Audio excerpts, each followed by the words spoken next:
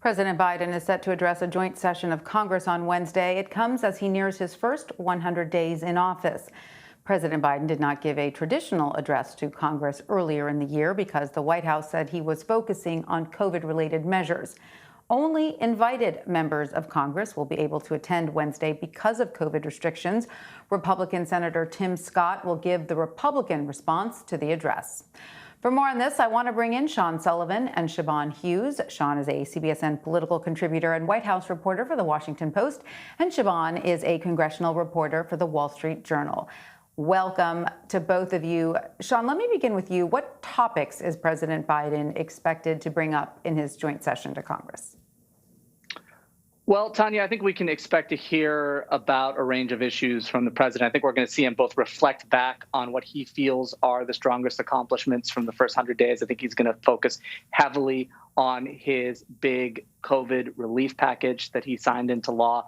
But I also think we're going to hear him look ahead. And right now, the biggest thing that President Biden is trying to get passed on Capitol Hill is a sweeping infrastructure plan that he has put forward. He's hoping to pass this in the coming months. So I think we're going to hear him make the case for that as well. And then I think we're going to hear a broad reflection of how he has addressed the pandemic, specifically even beyond efforts in that legislative package that they passed. This White House has made a big deal about its focus day after day on the pandemic, on vaccines. And so I think we're going to hear that as well from the president.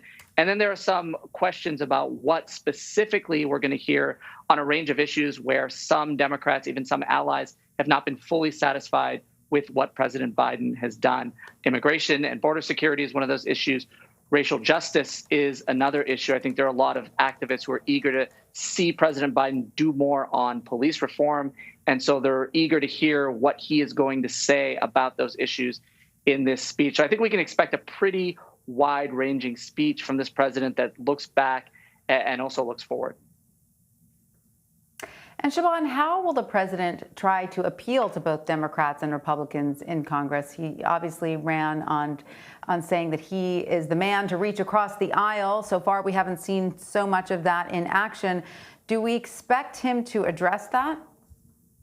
Well, for Joe Biden, tone is always a big piece of the equation. And the problem for him comes when he gets into the content. And of course, a lot of that content is going to be unavoidable because he's going to, focus on his past success with the coronavirus aid package. But then there's also expectation he's going to get into a family's plan, some $1.8 trillion in new spending on things like pre-kindergarten, college tuition, an expansion of the child credit permanently. Well, he's not going to do that permanently, which is going to be one of the fissures he will likely open up with progressive Democrats. That would be a way to try to appease the Republican side of the aisle, but it's such a tightrope to walk, and it's unclear that something like that would look moderate in Republicans' eyes.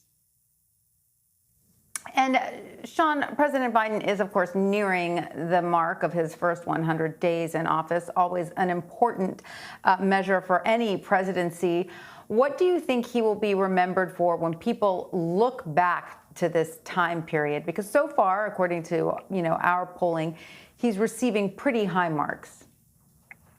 Well, I think people will look at the pandemic, first of all. I mean, that has been the foremost issue that this president, this White House have been dealing with. It was an issue before he took office. It continues to be a big focal point. And I think they've pointed to accomplishments that they think, they being the White House, that are going to be broadly popular as we move toward the midterm elections and even beyond. I think that there's a feeling among White House officials that the perception of President Biden will rest heavily on how satisfied or not satisfied Americans are with how good a job he's doing responding to COVID-19. And so I think that's where a lot of the focus is going to be. But when you look at this first 100 days, there have been things that have come up that were not things that he talked about heavily in his campaign or even at the start of his presidency. We have a situation on the border right now that is very, very volatile, that appears to be escalating. We're seeing a significant increase in the number of migrants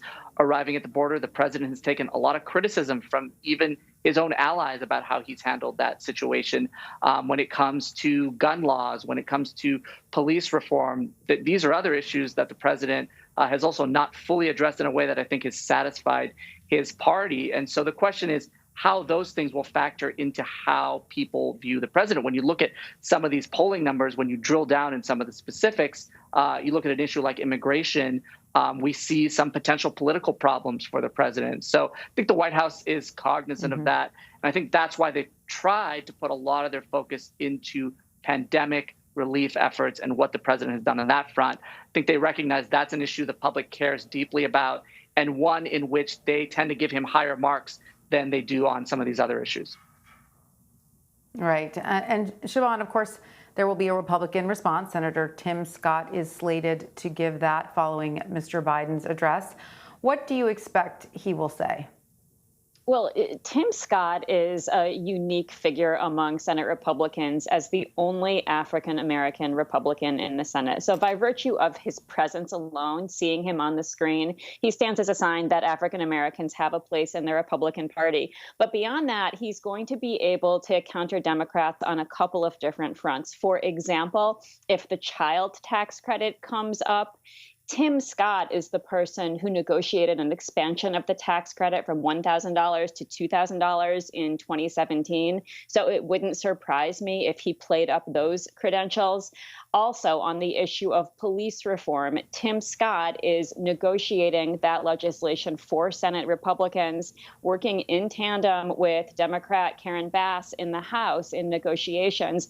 And so he is the person who can rebut, who can say that Republicans have an alternative. He is the person who presents the Republican alternative, and he does it in a way that demonstrates the diversity of the party. And so those are the themes I would expect him to hit. All right, sounds great. Sean Sullivan and Siobhan Hughes, thanks to both of you for joining us. Always great to have you on. And stay with CBSN for complete coverage of President Biden's address to Congress. We will have coverage all day Wednesday leading up to the speech, then full analysis after the president's remarks.